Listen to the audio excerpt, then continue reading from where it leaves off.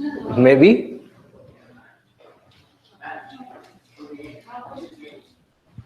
Oh, there they are.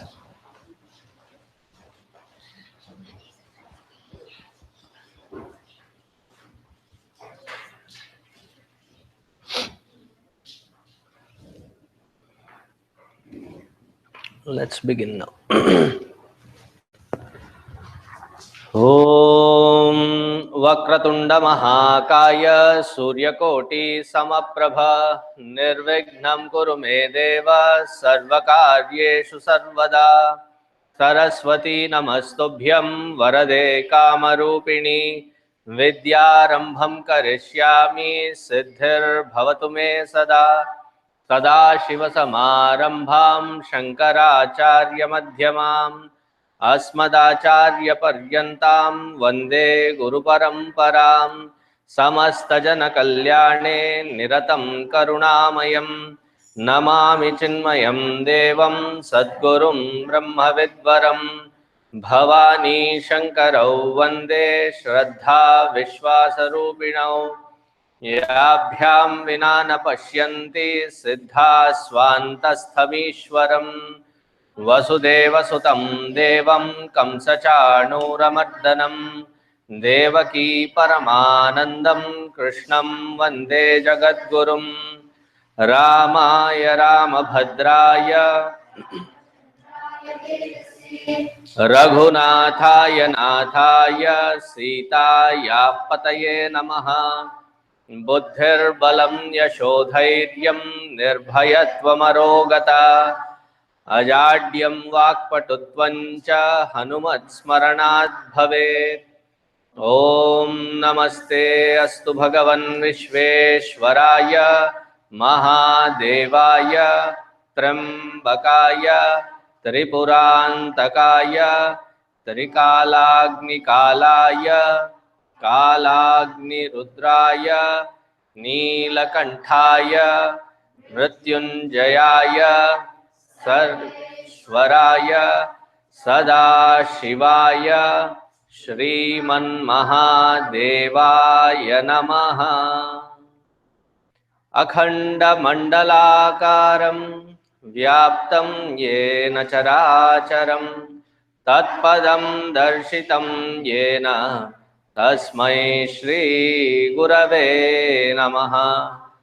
अज्ञानतिमिरान्धस्य ज्ञानाञ्जनशलाकया चक्षुरुन्मीलितं येन तस्मै श्रीगुरवे नमः। गुरुर्ब्रह्मा गुरुर्विष्णुः गुरुर्देवो महेश्वरः गुरुरेव परं ब्रह्म तस्मै श्रीगुरवे नमः। स्थावरं जंगमं व्याप्तं यत्किंचित् सचराचरं तत्पदं दर्शितं येन तस्मै श्रीगुरवे नमः। चिन्मयं व्यापि यत्सर्वं त्रैलोक्यं सचराचरं तत्पदं दर्शितं येन तस्मै श्रीगुरवे नमः। सर्वश्रुतिशिरोर्रत्न विराजितपदाम्बुजः वेदान्ताम्बुजसूर्यो यः तस्मै श्रीगुरवे नमः। चैतन्यशाश्वतशान्तः व्योमातीतो निरञ्जनः बिन्दुनादकलातीतः तस्मै श्रीगुरवे नमः। ज्ञानशक्तिः समारूढः तत्त्वमाला विभूषितः तस्मै श्रीगुरवे नमः। अनेकजन्म सम्प्राप्त कर्मबन्धविदाहिने आत्मज्ञानप्रदानेन तस्मै श्रीगुरवे नमः। शोषणं भवसिन्धोश्च ज्ञापनं सारसम्पदः गुरोः पादोदकं सम्यक् तस्मै श्री गुरवे नमः। न गुरोरधिकं तत्त्वं न गुरोरधिकं तपः तत्त्वज्ञानात् परं नास्ति तस्मै श्री गुरवे नमः। मन्नाथ श्री जगन्नाथः मद्गुरु श्री जगद्गुरुः मदात्मा सर्वभूतात्मा तस्मै श्री गुरवे नमः। गुरुरादिरनादिश्च गुरुः परमदैवतं गुरोः परतरं नास्ति तस्मै श्री गुरवे नमः। त्वमेव माता च पिता त्वमेव बन्धुश्च सखा त्वमेव द्रविणं त्वमेव सर्वं मम देव देव त्वमेव सर्वं मम देव देव। 7 इतने पीछे हैं।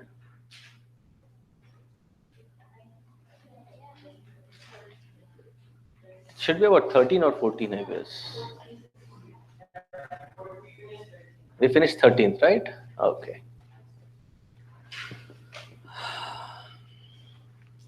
So we'll read the first 13 shlokas together. 14th one, please repeat after me.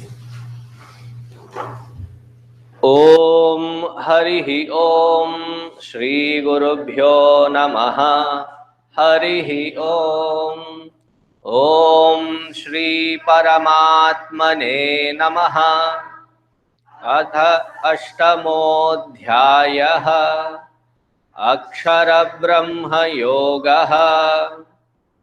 Arjun उवाच किं तद्ब्रह्म किमध्यात्मं किं कर्म पुरुषोत्तम अधिभूतं च किं प्रोक्तम् अधिदैवं किमुच्यते अधियज्ञः कथं कोत्र देहेऽस्मिन् मधुसूदन प्रयाणकाले च कथं ज्ञेयोऽसि नियतात्मभिः। श्रीभगवानुवाच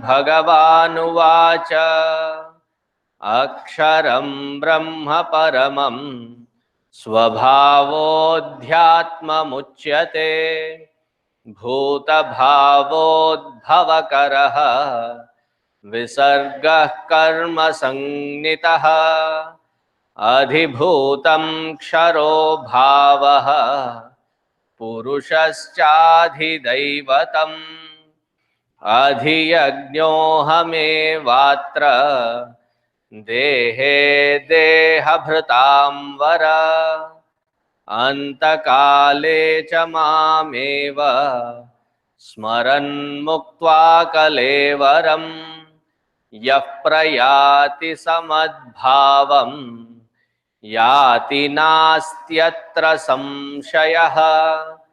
यं यं वापि स्मरन् भावं त्यजत्यन्ते कलेवरम् तं तमेवैति कौन्तेय सदा तद्भावभावितः। तस्मात् सर्वेषु कालेषु मामनुस्मर युध्य च मय्यर्पितमनो बुद्धिः मामे वैश्यस्य संशयः। अभ्यासयोगयुक्तेन चेतसा नान्यगामिना परमं पुरुषं दिव्यं याति पार्थानुचिन्तयन्।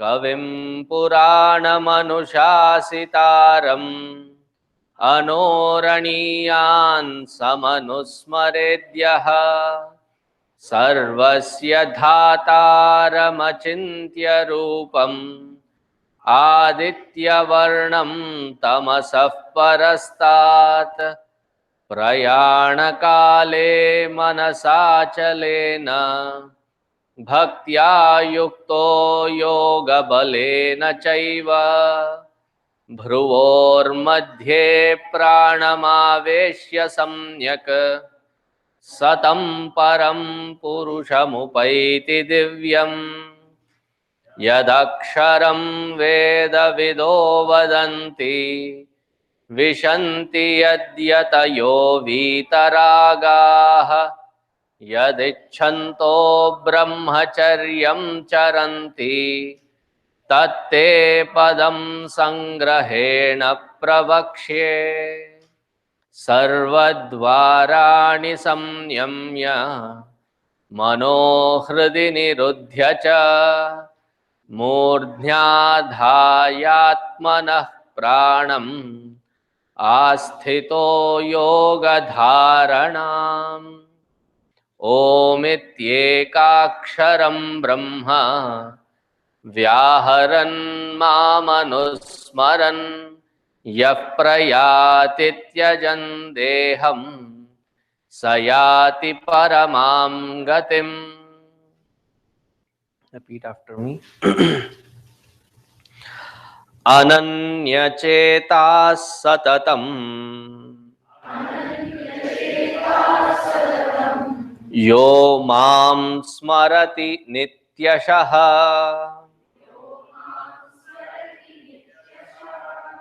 तस्याहं सुलभः पार्थ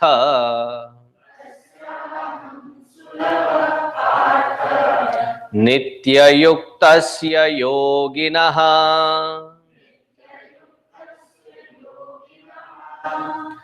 अनन्यचेताः सततम् यो मां स्मरति नित्यशः तस्याहं सुलभः Partha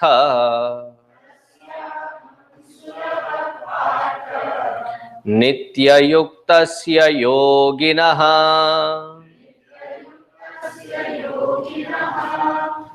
In the last shloka, Bhagavan tried saying that while quitting the body, to remember to take the name of the Lord, and the simplest one is to chant Om.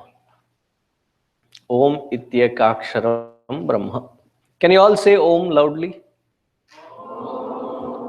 Just loudly, not long. Om. Okay, good. Was it difficult? It is not like reading Bhagavad Gita or learning Bhagavad Gita or different other mantras, just one syllable. Even that, to remember to chant at the last moment of life, it can happen only when that individual has practiced saying it all through their life. And practice, as they say, maketh a man perfect. How kind of perfect, or what kind of perfect? None of us, when we were born with the ability to walk, let alone run. When we are born, we are always lying on our back, and it takes a while before we can start balancing ourselves. Even, what is the fastest fellow's name? Usain Bolt. So even Usain Bolt, he didn't jump off of his mother's womb running. He also got there only by practicing. Right?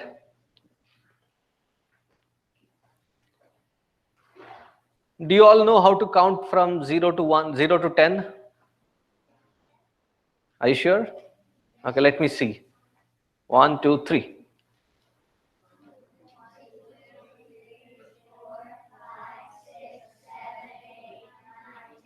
Wow. Now, when I say wow, you're looking at me like, duh. Now, it has become so easy for you to repeat them in order that You feel almost insulted when I ask you to say it. That any dumb fellow should be able to.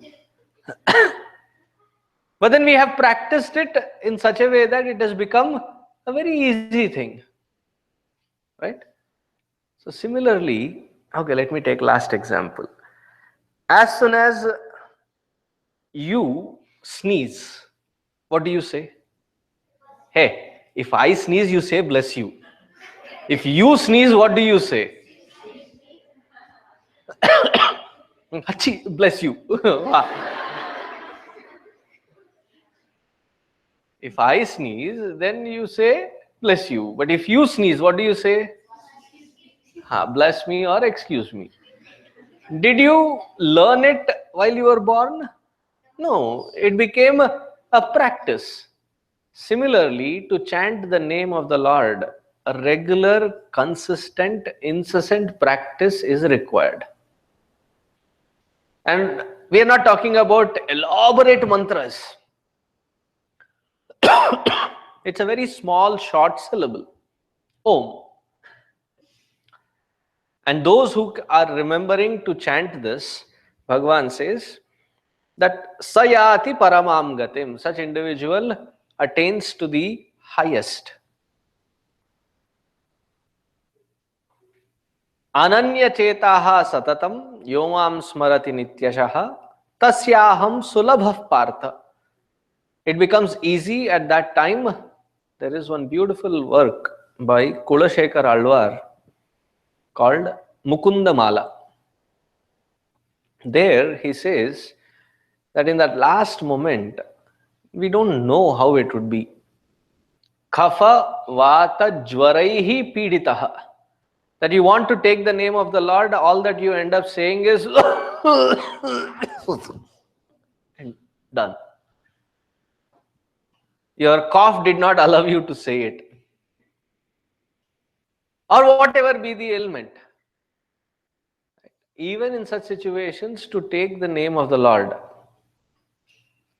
Can you remember in the recent past who took the name of the Lord while, I'll give you a hint, he was shot. One reason to call him Mahatma for sure is that day when he was shot. Usually when we get, when somebody bumps into us or somebody hits us, what is our reaction? Hit them back, or we are stupefied or whatever, right? This man, he says, Hey Ram, Hey Ram, Hey Ram. What kind of a practice that he must have done all his life to remember the name of the Lord at that last moment of his life. That shows his sincerity in that practice. That sincere should be our practice as well. If that doesn't happen, what happens? Bhagavan says that he will explain it to you next week in the next shloka. Today we have our favorite 7th and 8th grade class taught by Raghuji and Sanjana.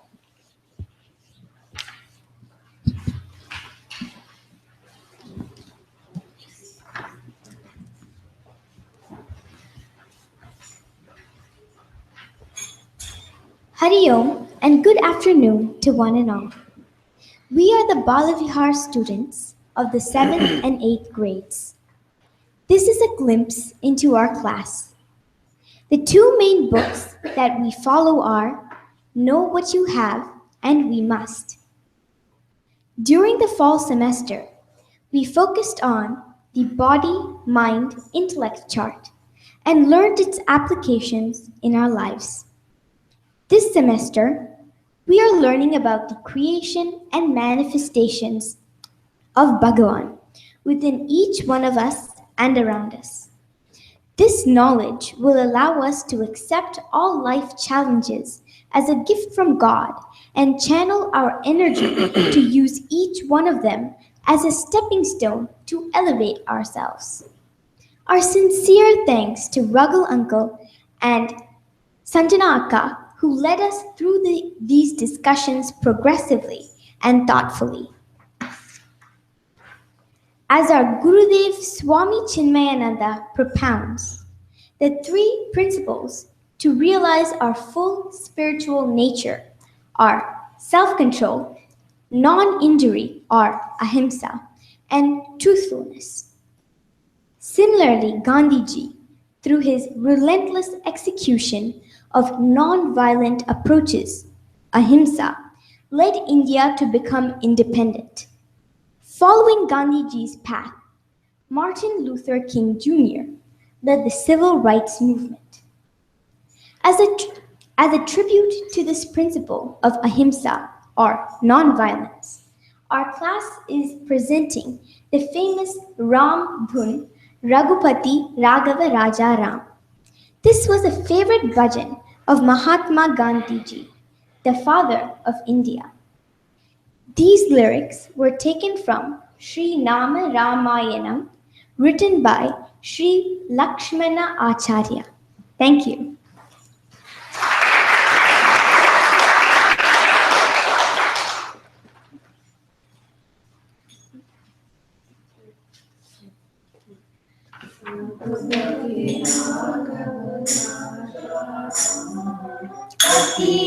Pavan Sitaram Raghupati Raghava Raja Ram Patita Pavan Sitaram Sitaram Sitaram Bhaja Pyare Tu Sitaram Sitaram Sitaram Bhaja Pyare Tu Sitaram Raghupati Raghava Raja Ram Patita Pavan Sitaram Raghupati Raghava Raja Ram Patita Pavan Sitaram Ishwar Allah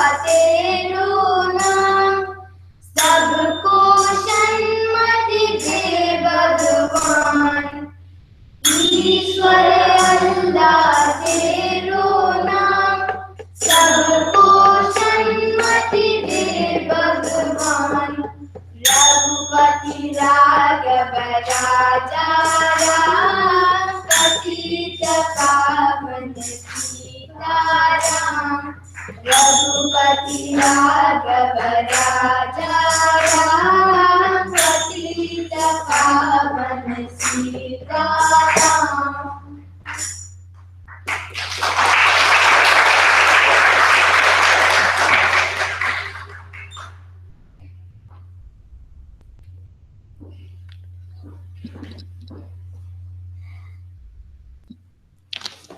Good job. Here are a few announcements. First is that let me go to the back outside.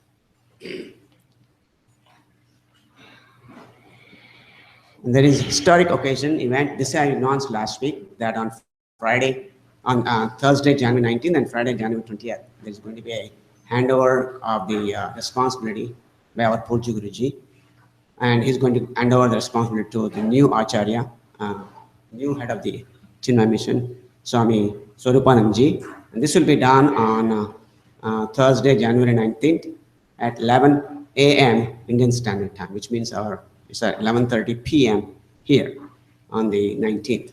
And on the 20th, there is a offering of gratitude by the staff of Tara Cultural Trust, which is the holding entity for the Chinmaya Mission, and Chinmaya Ashish Trust, and Central Chinmaya Mission Trust on Friday, January 20th at 10:30 a.m., which is 11 p.m. here.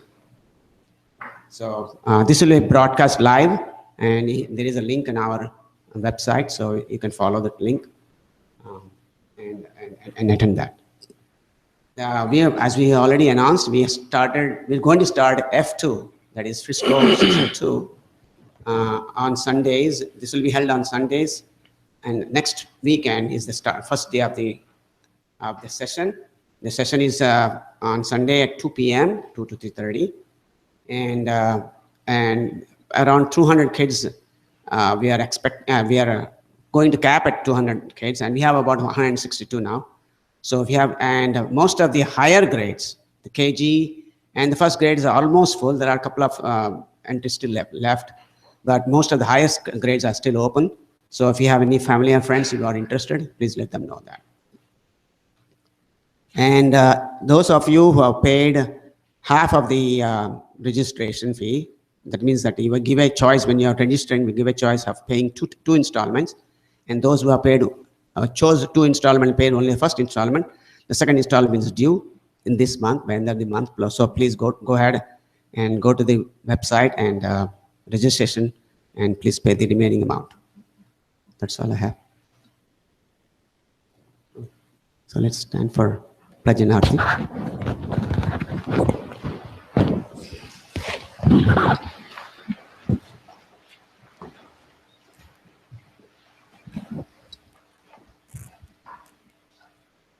We stand as one family, bound to each other with love and respect.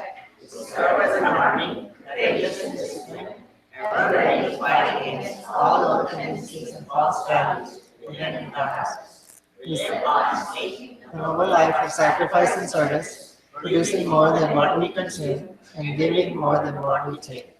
We seek the Lord's grace to keep us on the path of virtue, courage, and wisdom. May thy grace and blessings flow through us to the world around us. We believe that the service of our country is the service of the Lord of Lords, and devotion to the people is the devotion to the Supreme Himself. We know our responsibilities, give us the ability and courage to fulfill them. Om Tat Sat.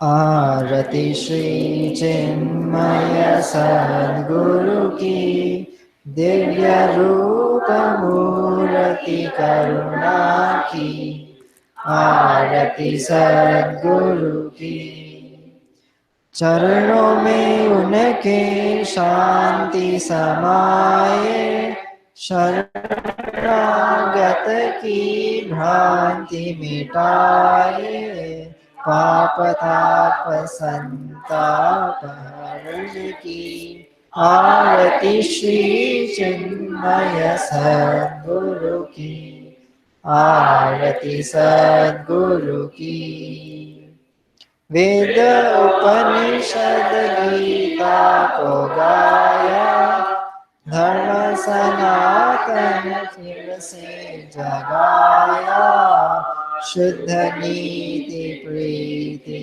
Shankar की आरती श्री चिन्मय सद्गुरु की आरती सद्गुरु की सिद्ध बाड़ी के तपोभूमि में नित्य विराजे गुरु हमारे भक्त हृदय आनंद स्रोत की आरती श्री चिन्मय सद्गुरु की आरती सद्गुरु की आरती श्री चिन्मय सद्गुरु की रूप मूर्ति करुणा की आरती सद्गुरु की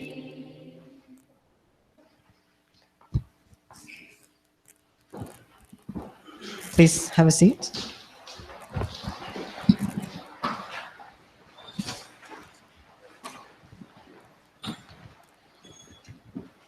Can I have 5th grade and 3rd grade please proceed to your classes?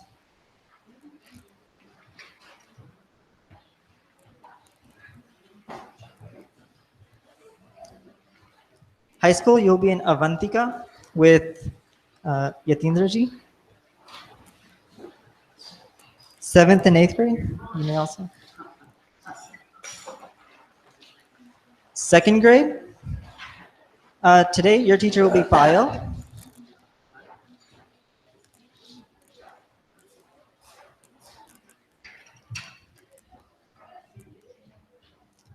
First grade, and kindergarten. Both will be taught by Bani. So first grade and kindergarten, please follow Bani. Where is the kindergarten? Oh. Oh. Uno. Sixth grade. And then I will be teaching fourth grade, so you guys can follow me. Remember, parents of kindergarten, to pick up your child and from there.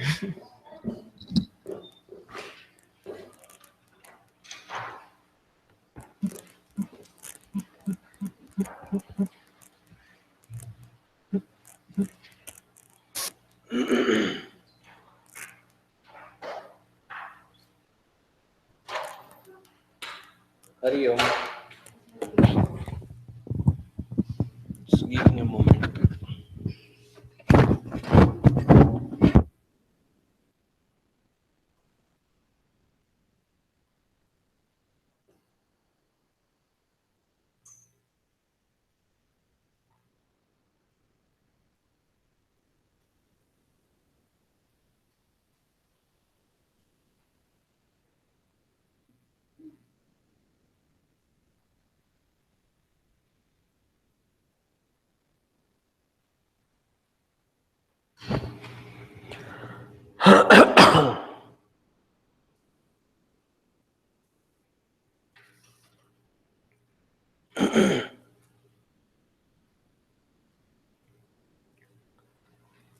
So what shloka did we leave? 16th of 5th chapter. So we need to start from the 17th.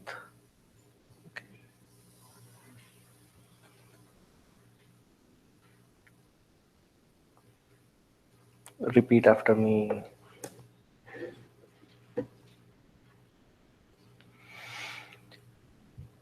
तद्बुद्धयस्तदात्मानः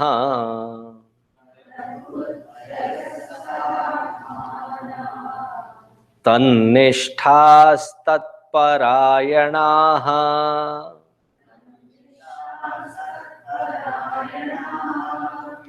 गच्छन्त्य पुनरावृत्तिम्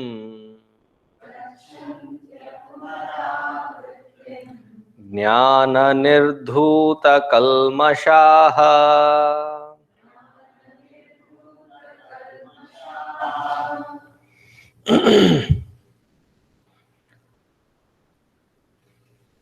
In the last shloka we saw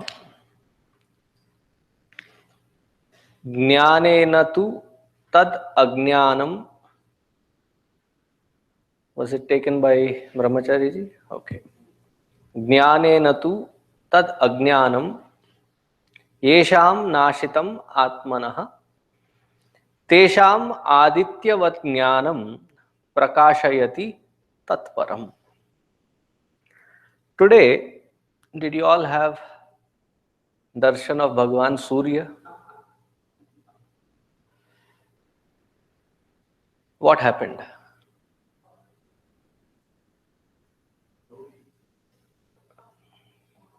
Fog.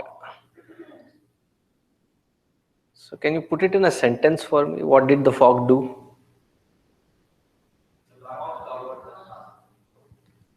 It blocked the sun. In fact, there is nothing that can block the sun. What it has blocked is our view of that sun. Right? Every time I fly into Seattle, though they tell me to entice me, oh, this is pleasant weather, Swamiji. It is warm and sunny here. So every time I cave in, thinking that streak would continue. But the last time that I see that sun is when the flight is at 30,000 feet and it enters, cracks into the clouds and enters into the city. And the next time that I see that sun is when I take off from the city after 6 days, after I cross the clouds. During the vision is completely closed. The clouds are so thick that you hardly see that sun ever.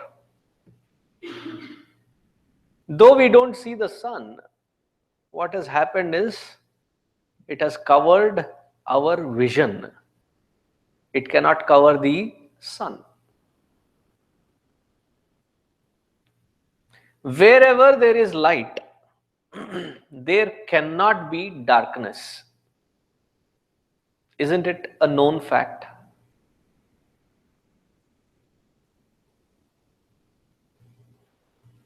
I was explaining this to a group of children in a camp, and this smarty pants, the kid sitting there, one of them is, he puts the hand out and says, there is light and there is darkness also.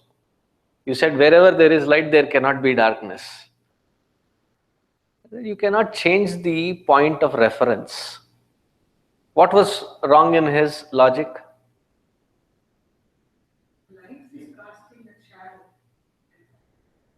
The light is not casting the shadow. The hand that is blocking the light is casting the shadow. Right? So you block that light, and therefore there is shadow. Which means that where there is shadow, there is no light.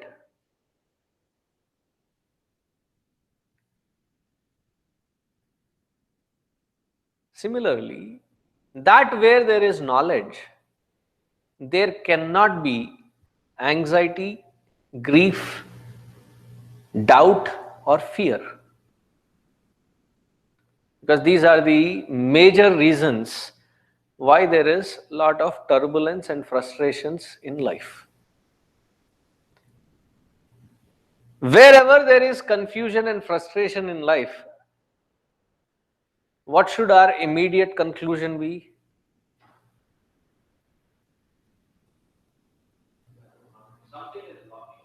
Something is blocking our viewpoint, understanding, or clarity. Instead, what do we do whenever we get frustrated and irritated? We react and blame everyone and the environment around for our frustration. Don't we do that? Instead, the understanding should be that fear, anxiety, doubt, these are caused in absence of knowledge, wisdom, and clarity. Usually, I would love to give this example so that you can remember it.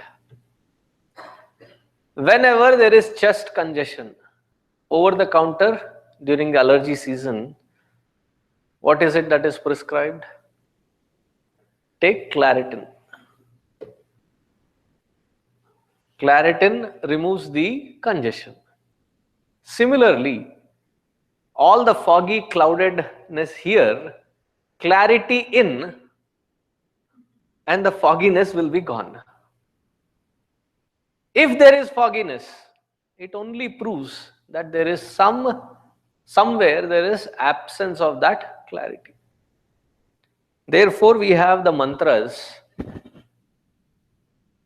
Tamasoma Jyotir Gamaya Mrityorma Amritam Gamaya. That Lord, may our efforts constantly lead us towards that brightness of knowledge, brightness of wisdom. So much so that one of the first samskaras where the child is given a mantra, when the child is hardly about 4 or 5 years of age, what does the last part of the mantra called Gayatri mantra? What is the last sentence there? Dhiyo yona prachodayat. Prachodayat. May my dhi, buddhi, intellect be constantly illumined, geared towards accessing that which illumines, that which gives clarity consistently. Because the moment that clarity is gone, as Vishnu Purana says it, the moment that clarity goes away, dukkhasya karanam, that it becomes the karana, the reason for dukkha. But then, how should be the intensity to maintain that clarity? That is given in this particular shloka. Tad buddhayaha, tad atmanaha, tan nishtaha, tat parayanaha.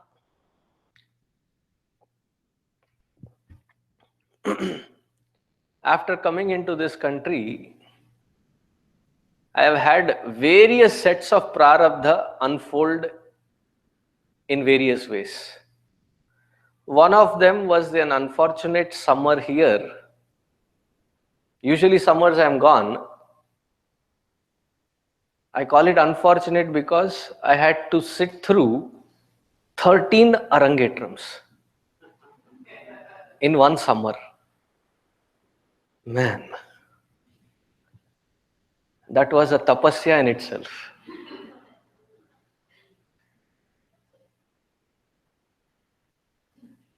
Do you know what is arangetram, right? How many of you are blessed enough to not attend even one? Ore baapre, you are lucky few. Your children, may they be learning dance and may you also go through that experience. My Pongal wishes to you. And you know what is the worst part? What's that? To sit in the, not the first row, but the first 3 rows are empty, then the row which is occupied is where I sit. At least if I had the freedom to sit in the back rows and relax a little.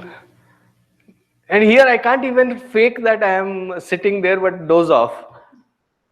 Because these mischievous cameramen, there's so many of them, you don't know who is taking photo when.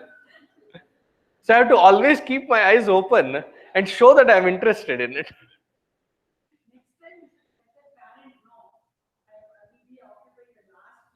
Amma tried. Do you think I am someone who would not have tried? Ayyo.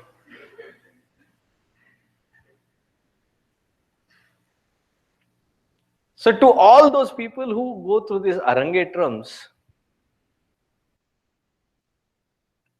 the last 1 year of that particular student who is getting onto that arangetram, it is intense training.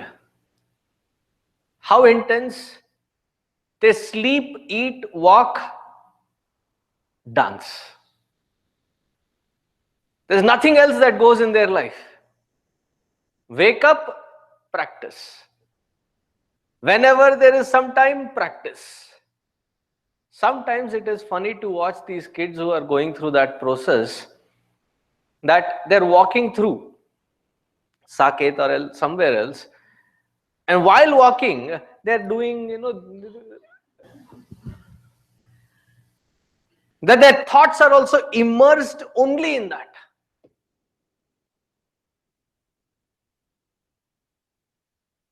Similarly, tad buddhayaha, the buddhi should always be focused on that knowledge of the self in a consistent manner.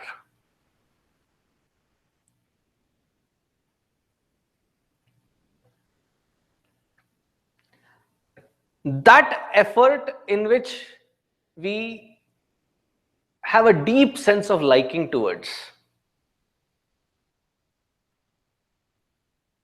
Do you think we ever get bored? Do you think anything could distract us? I guess this is the logic we give our children also. Very effectively, we give them this logic. That you watch movies with so much of interest. It is not like your mind does not know how to train itself. So bring that same interest in studies. It somehow doesn't work. Does it work? Everything seems to become a distraction. What is this knowledge? How is this knowledge? The presence of this clarity, presence of this knowledge, presence of this wisdom removes away fear, anxiety, sorrow, and misery.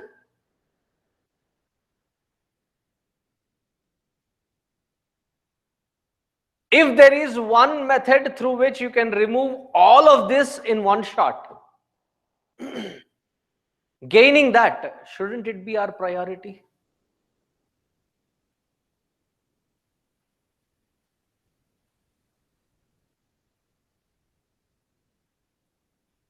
If there is one method, one process through which you could remove your fears, anxieties, sorrow, doubts, that which create lot of ruptures, shouldn't that be so focused, attentively learnt that nothing else should matter?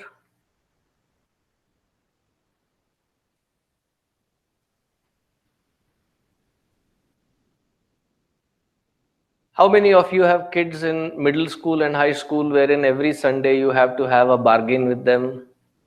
Let's go to Chinmaya, I'll take you to somewhere. Does it happen? Not yet, okay.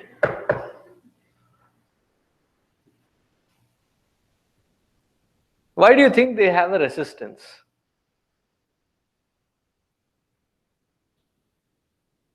They have a resistance because it is something that is pressured by someone else onto them.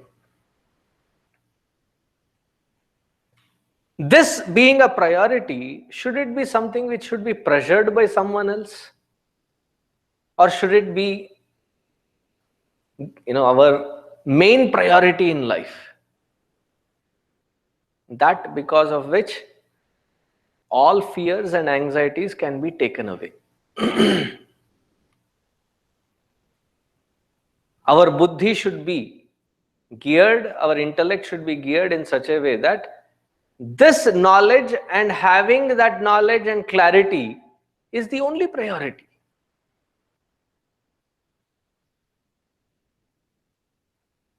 But then where is our buddhi? Engrossed in trying to find shortcuts of how to avoid fear, anxiety through our life. And there is no shortcut. There is only one sure method, is acquiring the knowledge of one's own true nature. Tad buddhayah, tad atmanah, tad atmanah. One should own that as the very purpose of our life.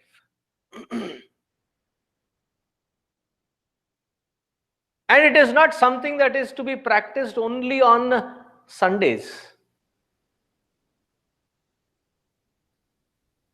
When are we spiritual? As soon as we... bolo. When we are in trouble. I thought when we are in Chinmaya mission. So that would then equate trouble to Chinmaya mission.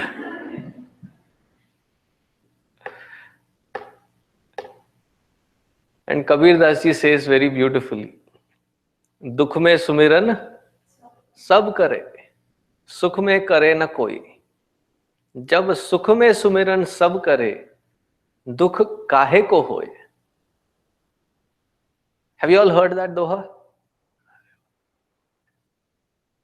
सब जानते हैं, कुछ नहीं करते हैं. Everybody knows it,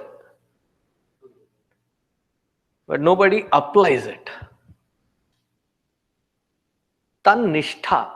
Nishtha meaning firmly abiding in it in such a way that it is not just a weekend practice or a practice that is to be remembered when we are in trouble, but to be practiced in every experience, every interaction.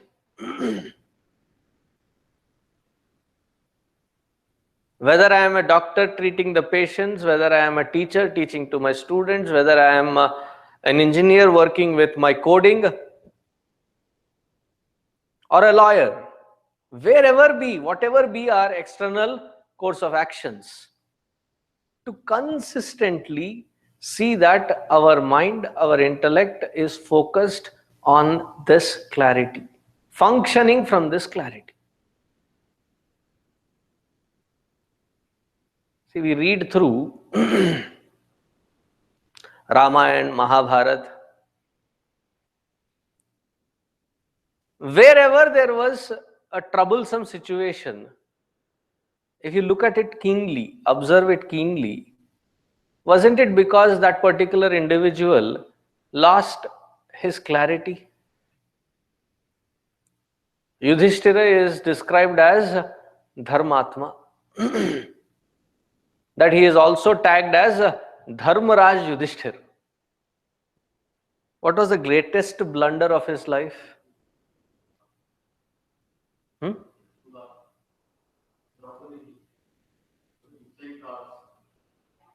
Gambling. He got carried away in that gambling that he pledged his brothers and wife also.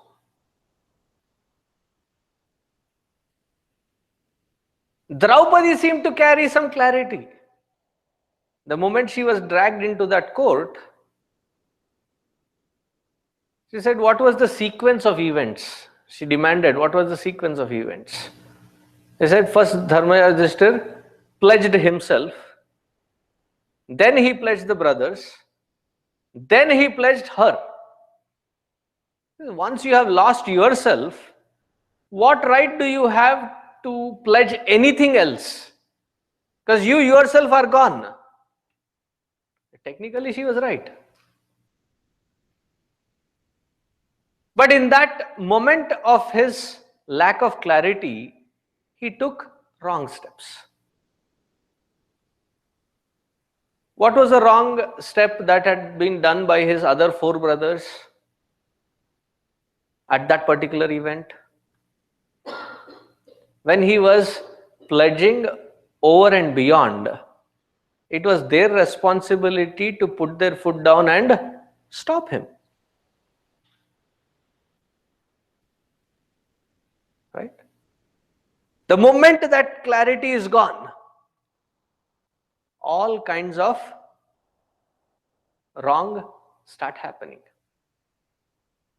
In Ramayana, what was that moment of lack of clarity? What got Sita ji abducted?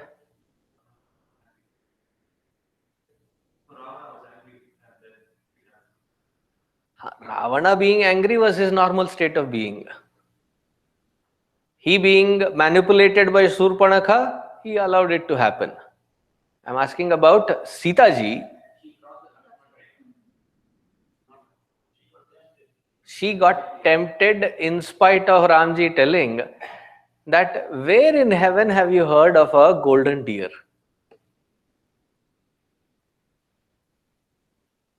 And he consistently kept telling her, trying to tell it is an illusory one.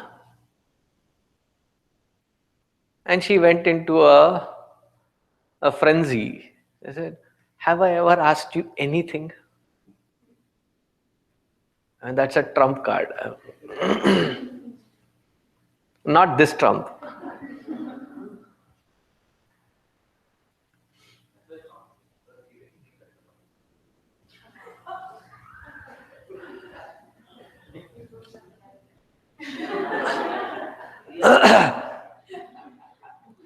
You are walking into something, let me warn you.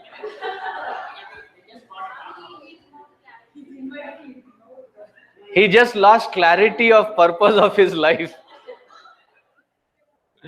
because she's sitting in the front row.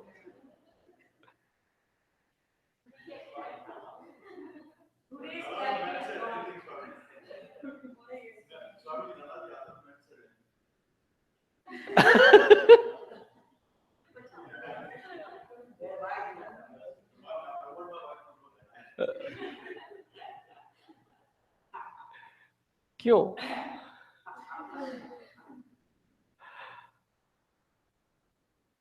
That was the first instance where she lost her clarity. And the second one is when she insists that Lakshmana also go find Rama. Vinashakale viparita buddhi. And it's like a domino effect.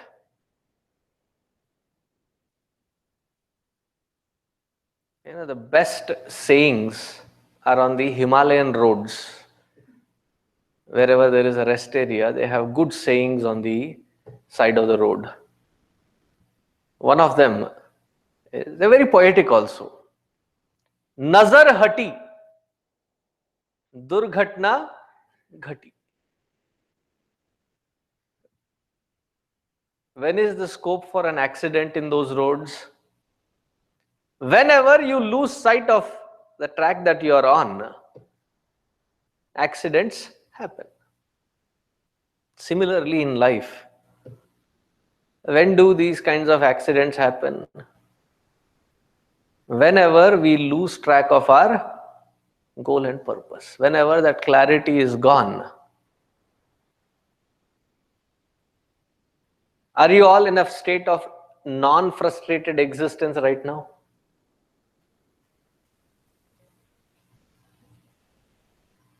Yes, no. It's not a trick question, it's a simple question. Fairly so? So understand in this non-frustrated environment that even if slightest frustration is coming in, instead of focusing on why someone is creating that frustration in, understand that the frustration has crept in because I have become unconscious momentarily. Unconscious not as in blacked out. Unconsciously living momentarily. That is when these things creep in. Tan nishtha. That should be our nishtha. That knowledge should be our nishtha. Tatparayanaha. Tatparayanaha. Nothing more supreme than this as the goal. If this be established, everything else in life will fall in place.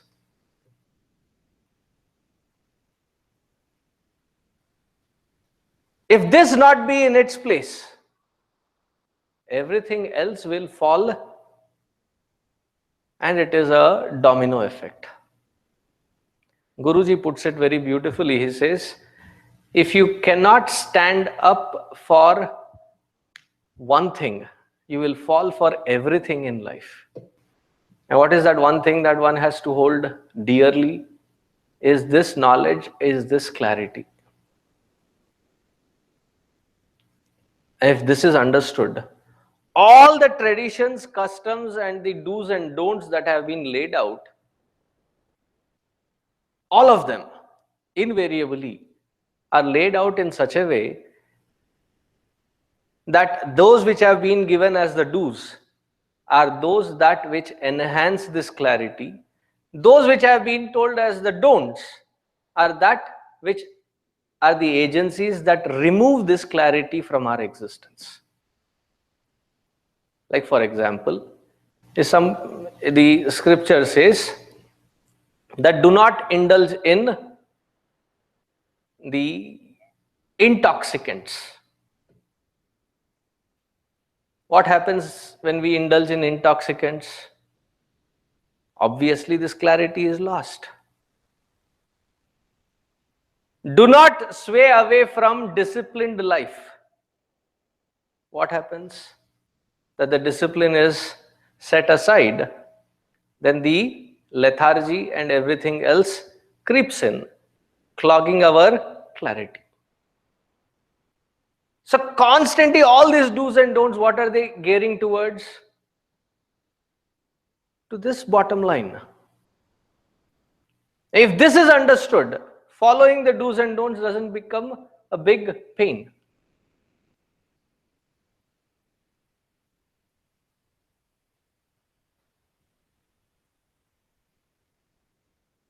Tannishtaha tatparayanaha. And once reaching that knowledge, clarity, and firmly establishing in it, it is like gachanti apunaravrittim. You do not lose the clarity. It's like, I'll give you a couple of examples. How many of you have not learnt cycling? I'm not purposefully looking at that side. Rest of you know cycling? How many of you have not been on a cycle for the past 5-10 years? Do you think if I put you on a cycle, you'll have to relearn the whole process? As soon as you are on that cycle, that balance is natural. It cannot be undone. That balance cannot be undone. Gachanti apunaravrittim. Gaining this clarity is an assured clarity that once you are established in it, there is no way that you can lose it. Now, there are these if you have it, then you say you lose it.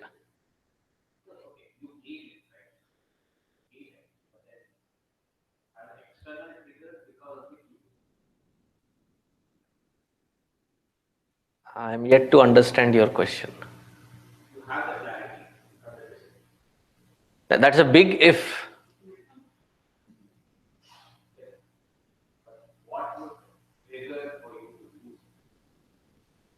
No, you would lose it because you are not firmly established in it.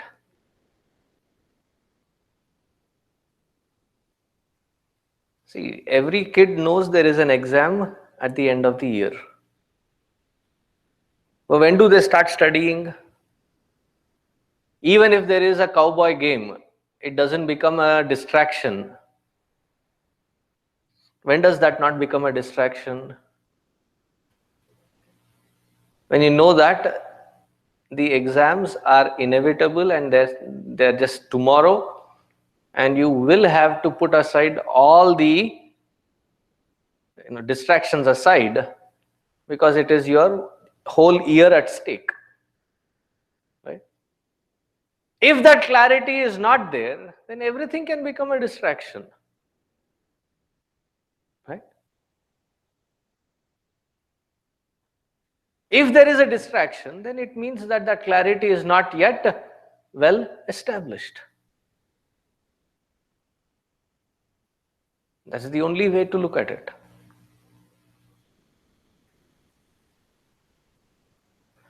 And in order to show the sincerity towards this clarity, in Ramayana, the story of Vishwamitra is portrayed.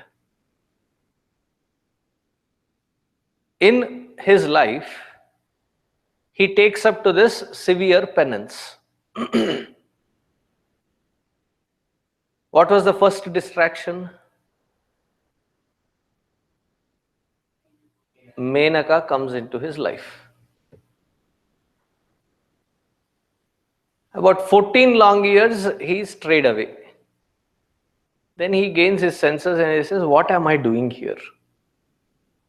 And he quickly goes back to penance again. That was a fall away from his penance. What was the second distraction that came into picture? That there is the episode of Trishanku. Trishanku comes and his pride is kindled, and he says, if everybody is avoiding you, I'll make sure that you establish in Swarga. So with his power of penance, he props this Trishanku into Swarga. And then later realizes, all that which I have, the penance that I have gathered, all the energy, I have already drained it just to appease my pride. He again becomes sincere and goes back to his penance. Third time around, there is another episode that happens. Do you know who comes this time? Third time around, it is Rambha. So he says very proudly that fool me once, shame on you. Fool me twice, how dare even you think that you could fool me? And he succumbs to his own anger and he gives her a sharper to become a stone. And then later realizes, again, I have lost my whole penance because I caved into my anger. So everybody uses this example, and sometimes they say, he fell down like Vishwamitra. But what is more important is, though he fell 3-4 times, 2-3 times, he did not give up. After the third time, he concentrated in such vigorous penance that for which he was performing the penance, he finally achieves it. So for Vishwamitra, who had given up everything and focused only on this, he fell 3 times. For somebody like you and me, who is trying to get this clarity, still embedded in all distractions, how many times do you think we will be deviating? Now, however times that our mind gets deviated, to pull it back until we are established in that absolute clarity, in that knowledge of one's own true nature. Once that is established, there is no losing it or straying away from it. Another example that can be taken is, there are these holographic, I shouldn't say holographic, they are a jumbled picture which has lot of designs in it. I said, if you focus, you can see a three-dimensional figure, pop out of it. Not physically, but you see that behind that haze of design, there is Om, or there is some Bhagwan's photo, or something that is like three-dimensional effect on you. Have you ever seen such? First you see it, you squint your eyes and you say, what is this? I'm not able to see anything in it. But once you see it, it cannot be undone. You cannot see the jumble again. You only see that figure now. Gacchanti apunaravrittim. Once the clarity is established, it's not just by hearing it once. By abiding in it, Gacchanti apunaravrittim jnana nirdhuta kalmashaha. What is the promise given here by Bhagavan? That all the sins that have been acquired, not just in this life, from lives together, all of them are burnt to nothingness.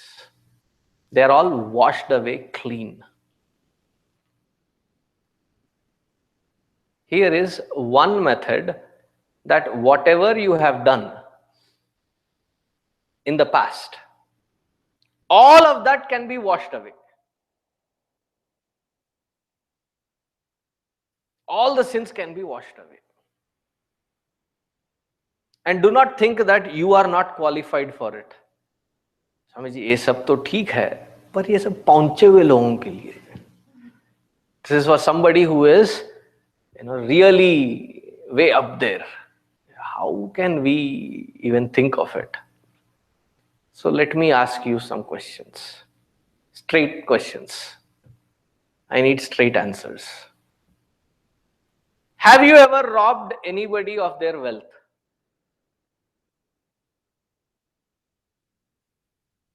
Have you ever thrown anybody off their property to grab it for yourself?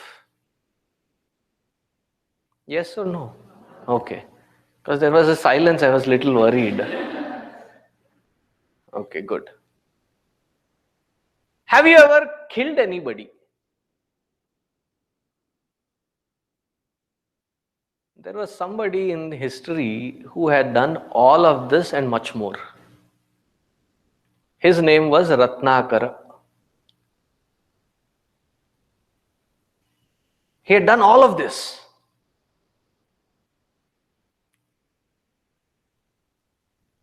He chanced upon meeting Bhagavan Narada, and his life transformed.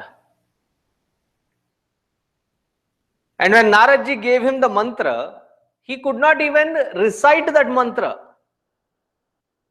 And it's not a complicated mantra either. He just gave the mantra Rama. Can you chant Rama? Thank you. He couldn't even chant that.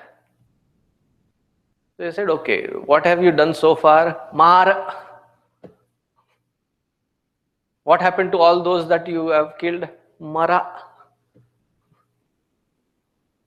So can you say Mara continuously? So Mara, Mara, Mara, Mara, Mara, Mara, Mara. Mara became Rama. And he couldn't even chant Rama properly. When that Ratnakara can transform himself to become Valmiki, and it is said that he did that tapas for 14 years. In 14 long years, Ratnakara, who is worst of the criminal record that you can think of, a psychopath that you can think of, even he got transformed to become Valmiki. Don't you and I hold a better chance?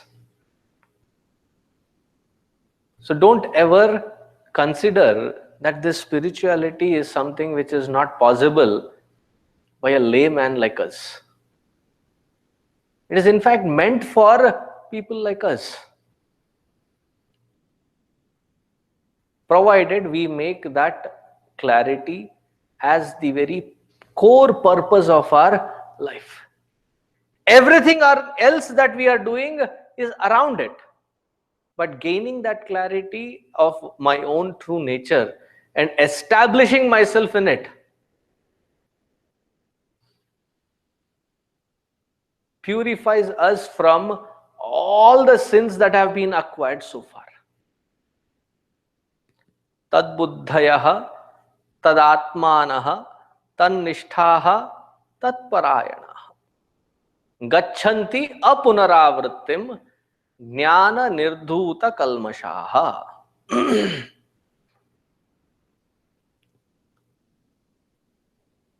Here Adi Shankaracharya ji says, Kalmashaha papadi samsara karana doshaha esham te jnana nirdhutaha. It is with the bright effulgence of jnana. It is so bright that it just burns away all these sins once and for all. When that trigger by which we feel the pressure of irritations and frustrations and misery and sorrow, when that trigger itself is wiped away clean, what is the experience of that individual? that they are the fountain of joy for themselves as well as wherever they are. What do they become? The source of joy for the entire society where they are an integral part of.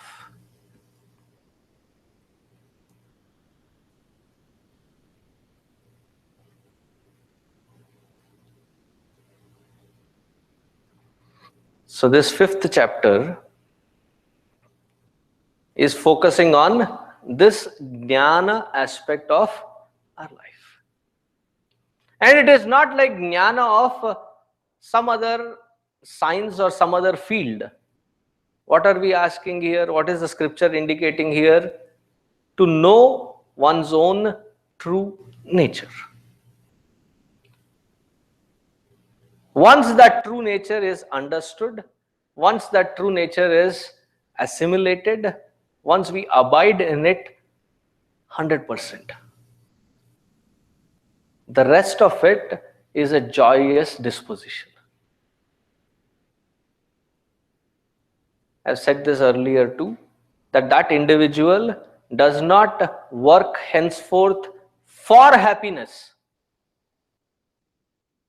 because that is how is our mode today, that we are constantly working for happiness. This individual does not work for happiness anymore, but rather works with happiness and thereby provides that happiness as an experience with everybody that they interact with. So the question key here is, do you want that happiness? And it is not like one of the things on your list, but the thing on your list. And rest of it will fall in its place. हाँ जी पूछिए. So the thing I struggle with, I don't know, is you may do the right thing, but there are people around you who do not, and they do the not so right things. I mean, I still don't know how to react. I mean, with the Gandhiji, you turn the other cheek, and or you just that's the struggle, right? So I mean, that's where you then think and try to. Let me get your question right. You are doing right, but somebody is doing wrong. Not just doing wrong, doing wrong unto you.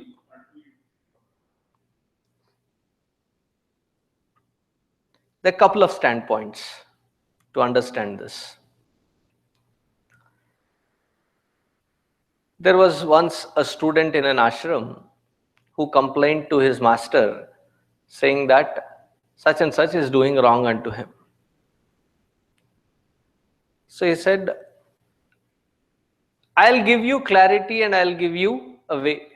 But would you do whatever I ask you to do without resisting? I said, yes, I will do. So he took him to a huge dumpster. I said, sit here all day long. So in the evening, drenched with all the trash that was thrown, because he was sitting there. So he was smelling really bad. So I said, go take a shower. So he went, took a shower, came back. I said, did you understand? He said, yes. What was the understanding of the student? He was in the dumpster and things got thrown at him. He understood that he is not impacted, the externals. You get trash on yourself as long as you're sitting on a trash can.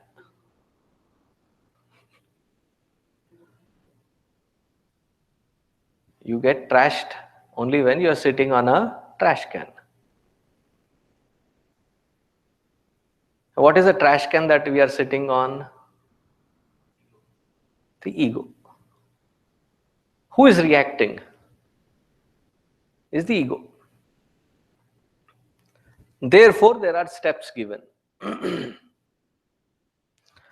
At this point, we are not at that moment or that stature wherein we are ready to let go of all these which have been dumped on us.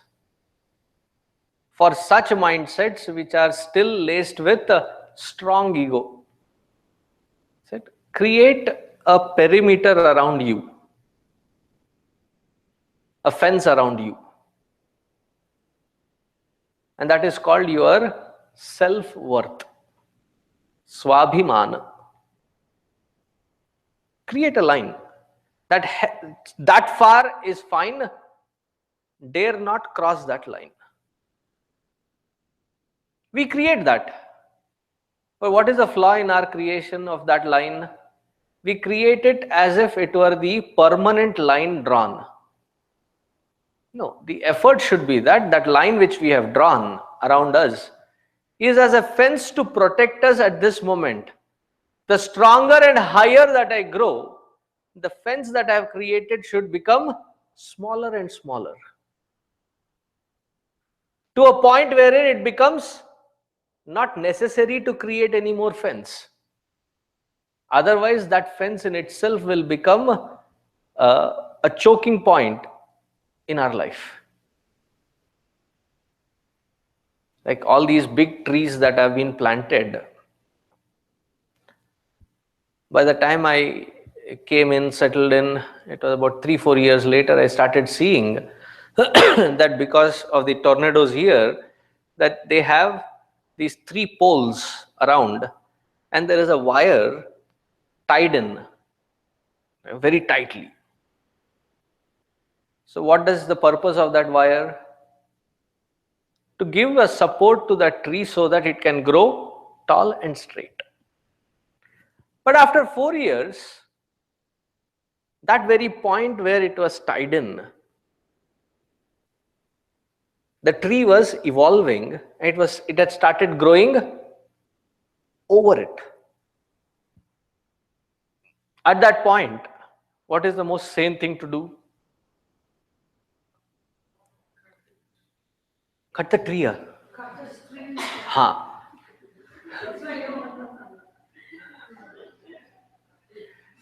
To remove that support, because that support is no more required. Similarly, Shastra is not saying that you become the doormat for everyone. At this point, the ego is still, my own ego is still very strong. So create a boundary that nobody tramples it.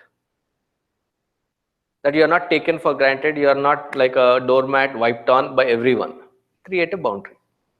But then put a conscious effort to reduce those boundaries, and you can reduce them only when you are growing higher and higher, that it doesn't matter anymore.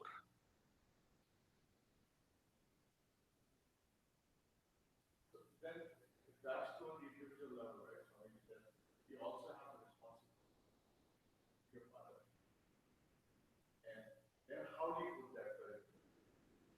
There is a swabhimana with respect to individual, there is a swabhimana with respect to family, there is a swabhimana with respect to the team that I affiliate myself with. And the most egoless swabhimana is of those who affiliate themselves with cowboys. They lost it, right? No, today's game, what happened? It's still going on? They were down anyway. Huh?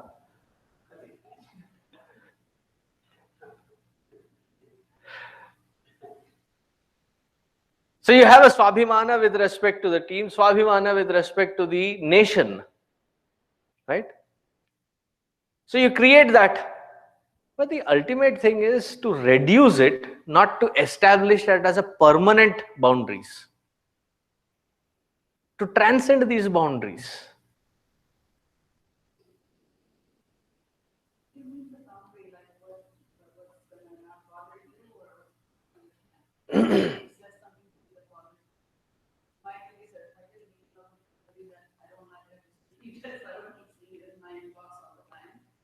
See, if somebody is if somebody is, say, uh, trying to give you an example, I can give you my own example. A couple of things that, as a organizational head, like here, I don't allow anyone take things for granted. Okay. Like, for example, coming on time. Whether you come on time or not, how should it matter to me? आओ तो आओ, नहीं आओ तो मत आओ. Right? But then I create that saying that do whatever but come on time. As long as you are in this premises listening to this, having this dialogue, what is the other thing that I hate? Cell phone ringing. So I create a boundary that in this environment, this is my environment and there is a teaching happening. These are the parameters that I set in. Right? This is a boundary that I am setting in. Similarly, in your interactions with others, if you know that there is still that ego, so you create that boundary, saying that so much can be tolerated or acceptable, but beyond which is not acceptable. I stay firm at it, but not to stay firm for eternity, but to constantly work at growing within, so that those boundaries become null and void. You become more acceptable, more giving. That's a growth to be had. Did I get across with the example? Swamiji, in the personal life, I think setting a boundary, maybe the kind of people you interact with, you set the expectation that you would also set an expectation that you would interact with certain set of people, certain set of values which are aligned. But professional life becomes very difficult. It's somewhere covered over there. How do we, if we don't play the same game in the same manner, how do we manage that well? Because sometimes it becomes a necessity. When you know people or other person is doing something, if you do not manage it well. Do you want the actual reality as is and let you handle it how you handle it? The scriptures say, Dharmo rakshati rakshitah. You abide in dharma and that dharma will protect you. We cave in to the chal and kapat only when we don't believe that that dharma will protect me. Come what may, that which is my effort and the result of my effort, can anybody snatch it?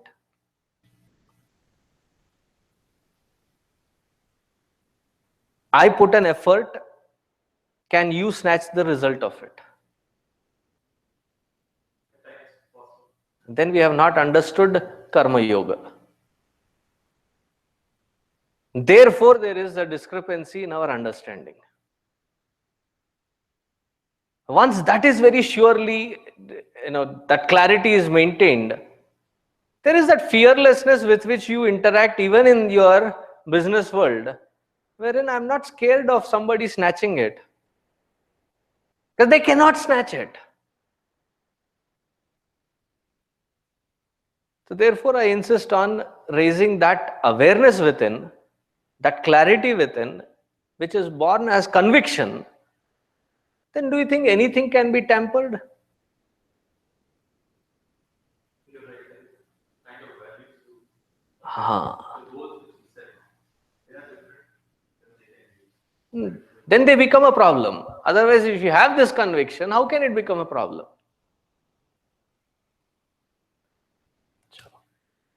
Your tufan is waiting, so I'll stop here. They've already come to the door. Om Shanti Shanti Shanti Hari Om Shri Gurubhyo Namaha Hari Om.